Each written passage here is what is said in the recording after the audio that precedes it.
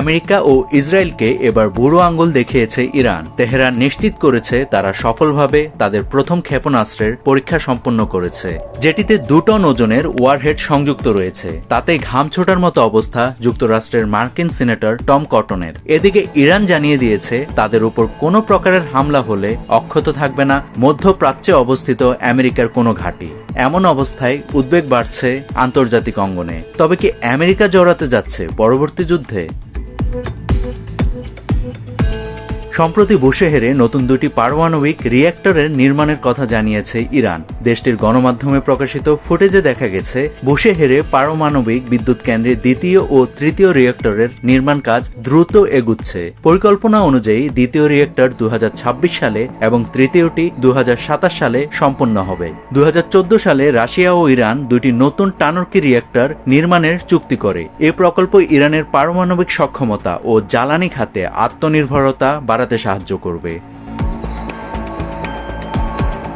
এদিকে আরকানসাস অঙ্গরাজ্যের Republican senator Tom cotton মার্কিন প্রতিরক্ষা মন্ত্রী পিট হেগসেথের বরাত দিয়ে বলেন, ইরান স্বয়ংক্রিয়ভাবে একটি পারমাণবিক অস্ত্র তৈরির চেষ্টা চালাচ্ছে। এটি আমাদের জাতীয় নিরাপত্তা এবং গোটা অঞ্চলের নিরীহ জনগণের জন্য এক বিশাল হুমকি। আমাদের দৃঢ়ভাবে এটি থামাতে হবে।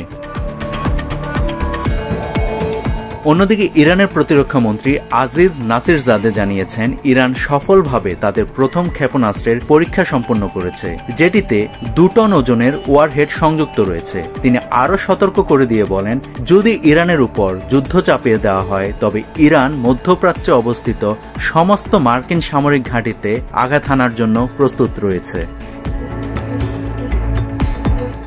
আন্তর্জাতিক পারমাণবিক শক্তি সংস্থা IAEA 2025 সালের 9 জুন জানিয়েছে, ইরানের একাধিক গোপন স্থানে মানব সৃষ্ট ইউরেনিয়ামের চিহ্ন পাওয়া গেছে, যা পূর্ববর্তী বছরগুলোর উৎস থেকে এসেছে। এসব স্থাপনাগুলো এ শতাব্দীর শুরুর দিকে বন্ধ করে দেওয়া হলেও সেখান থেকে এখনও অঘোষিত পারমাণবিক কার্যকলাপের চিহ্ন পাওয়া যাচ্ছে।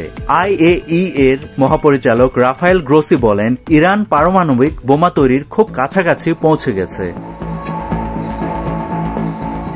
12 এপ্রিল থেকে ওমানের মধ্যস্থতায় ইরান ও যুক্তরাষ্ট্রের মধ্যে 5 দফা আলোচনা অনুষ্ঠিত হয়েছে।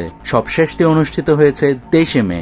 5ম দফা আলোচনার আগে 2 পক্ষের মধ্যে মতবিরোধ তীব্র আকার ধারণ করে, কারণ ওয়াশিংটন সম্পূর্ণভাবে ইরানে ইউরেনিয়াম সমৃদ্ধকরণ বন্ধ করার দাবি জানিয়েছে। কিন্তু তেহরান এ দাবি প্রত্যাখ্যান করে জানায়, এই শর্তে চুক্তি সম্ভব নয়। ইরান ও যুক্তরাষ্ট্রের মধ্যে 6ষ্ঠ দফার পরোক্ষ আলোচনা আগামী 15 জুন ওমানের রাজধানী মাস্কটে অনুষ্ঠিত হওয়ার কথা রয়েছে। নাভিদ হাসান, সোনালী নিউজ।